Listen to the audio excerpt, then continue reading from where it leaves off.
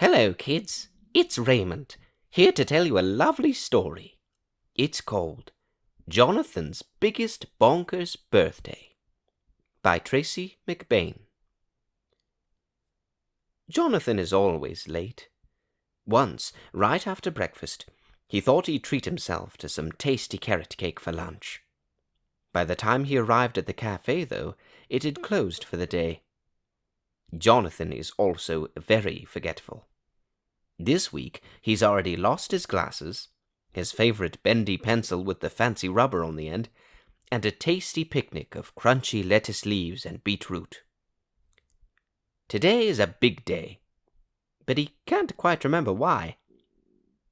Luckily for Jonathan, he has received a note with some details. It was posted through his letterbox this morning.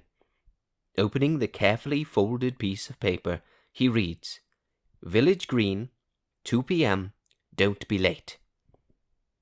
He turns it over to check for a signature, but the other side of the paper is blank. How curious, he thinks. Jonathan reaches for his favorite notebook. This is where he jots down little reminders for himself. Don't forget to go to school today. Seems to come up a lot. That's because he is chief storyteller at the village school and visits every week to tell his latest tales to the children. He glues the mysterious message next to a story he has just written called The Thoroughly Naughty Viking. As it's such a big day, Jonathan wants to make sure he reaches the village green by 2 p.m. and decides to catch the bus instead of walking. I can't take any chances, not today. After all, the note said not to be late, he says. The sun is shining and it's very warm. On the way to the bus stop, Jonathan passes a park, and coming through the trees, he hears a familiar tinkling tune. That can only mean one thing: an ice cream van. Jonathan loves ice cream. I won't be too late if I stop off for a cone, he says. As he reaches the van, the ice cream seller, a very nice man with a very nice moustache, leans out of the window. A strawberry cone, please, asks Jonathan. Oh, I'm so terribly sorry. We're closed. I have a birthday party to get to, replies the ice cream seller. And with that, he closes the window and drives off quickly along a higgledy-biggledy track. Another time, then, smiles Jonathan, waving at the back of the van. As he begins to walk back to the main road, the number 23 bus is clattering along. It says Village Green on the front. I can make it if I run, Jonathan exclaims. He does not make it.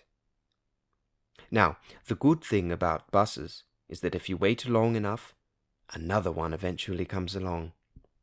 Jonathan is very good at waiting. A bus finally arrives. As he climbs aboard, he notices it is almost full. Where's everyone going, he wonders. As he moves closer to the driver, he begins to look for his bus pass, frantically patting his shell until he remembers he has left it behind. I'd lose my house if I didn't carry it around with me, Jonathan jokes to the driver. Don't worry. You can't be expected to remember everything on such a big day, she replies. Oh yes, the big day. He'd forgotten about that. How did the driver know about it? Jonathan wonders. Before he can ask her, a voice drifts down towards the front of the bus. I do hope there won't be too many candles this time. Last year my washing was ruined. Smoke and flames and I don't know what. I needed a nice cup of tea and a lie down after it all. The voice complains loudly to no one in particular. It's his neighbour, Mrs. Goggins. Jonathan sits down next to her and nods politely. Good day, he says. Mrs. Goggins appears surprised to see Jonathan. Hello, she replies. Are you looking forward to... Clang, toot, bong! Her words are drowned out by a brass band, which has started to play on the street corner, and is in full flow just as the bus passes by. Is someone important visiting today? Wonders Jonathan. Of course! That's why it's a big day, he thinks. I hope I won't arrive too late to see who it is. I fear I am running just a little bit behind. As the bus reaches its final stop, the passengers race past Jonathan, rushing ahead and disappearing from view behind some tall, leafy trees. One of the branches on the tree wobbles slightly, and as he looks up, Jonathan sees a little boy with blonde hair. He looks very familiar. Jonathan carries on walking, past a balloon sculptor, past a magician, and past a clown, wishing them all a polite good afternoon, until finally he arrives at the village green. It is a very big day. It's Jonathan's birthday! Today he is 187. What a lovely surprise, he laughs. But I'm so sorry to be late. 3 children from one of Jonathan's storytelling classes are there and are very excited to see him. Amelia, Jack, and Rebecca love to help. When Jonathan is in school, they always make sure he finds his way around and arrives safely wherever he is going. Jonathan is delighted to see the children and greets them with a big smile. All 3 begin to talk at once. Rebecca steps forward and says, "Don't worry, we told you 2 p.m. so you'd make it for 3 p.m. I wrote it on the note." Amelia, who is standing behind Rebecca, pipes up, "You're going to love what we've got planned. It's going to be the best birthday ever." Jack, who has been perched on a branch of a tree looking out for Jonathan, climbs down and runs over. "But first, we're going to play some party games," he tells everyone. The treasure hunt was a real mystery.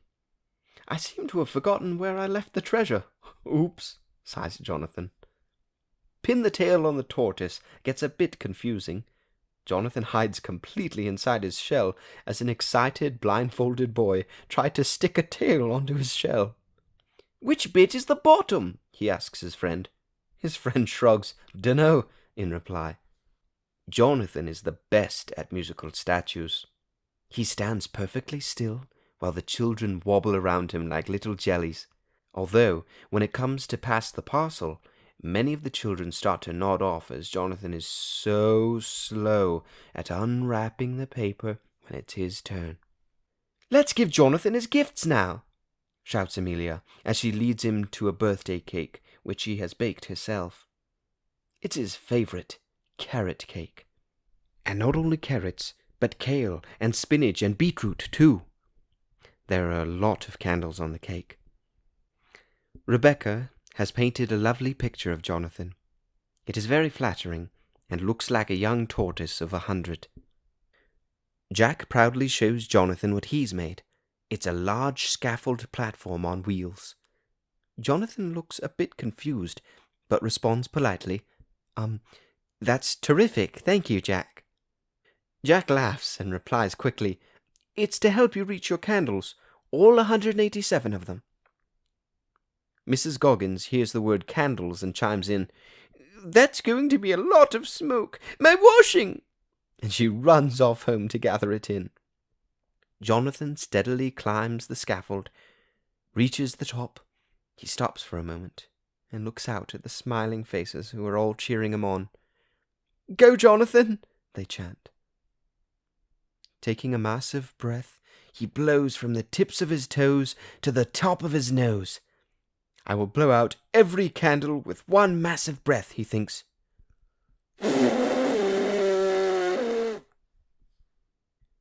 Oh dear, he needs some help. Luckily, Amelia, Jack, and Rebecca are on hand, and after a quick "On 3" from Jack, they blow until every one of the 187 candles are out.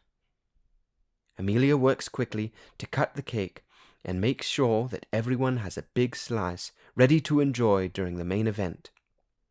Jonathan is going to tell one of his stories. He's written a big tale for today, but uh-oh, he can't find it. "I'm so sorry. I've let you all down," he stammers. Poor Jonathan. He can't find his notebook, and he can't remember how the story goes. What will he do? Don't worry, smiles Amelia. We can help. Psst, mouths Rebecca into Jonathan's ear. It's a story called The Thoroughly Naughty Viking. I am Astrid Armwrestle, shouts Rebecca. And I'm Terrible the Horrible, yells Jack. I'm Freya Foulfiend, roars Amelia. Jonathan has forgotten something else, too. Amelia, Jack, and Rebecca were going to help him with the story.